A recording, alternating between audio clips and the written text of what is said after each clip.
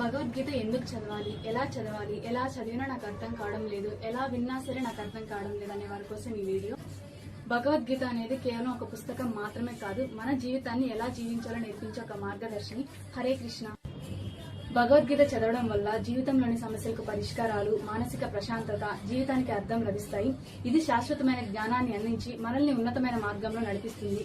ఆత్మ, పరమాత్మ, జనన మరణాల చక్రాల వంటి శాశ్వతమైన సత్యాలను వివరిస్తుంది. భగవద్గీతను కేవలం ఒక కథలానో లేదా శ్రీకృష్ణుడు అర్జునుడు ఒక క్యారెక్టర్లానో చదివితే మనకు అసలు ఏమీ అర్థం కాదు. భగవద్గీత అనేది నిజంగా జరిగిన ఒక ఘటన. దాంట్లో ఉన్న భావాన్ని మనం అర్థం చేసుకుని అది మన జీవితంలో అన్వయించుకుంటూ వెళ్ళాలి. మన లైఫ్ లో మనం ఎన్నో టాపిక్స్ నేర్చుకుంటాం. అలానే భగవద్గీతలో ఒక 5 టాపిక్స్ నేర్చుకుంటే భగవద్గీత పూర్తయినట్టే.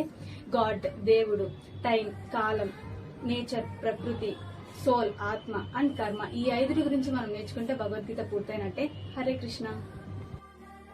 గోవింద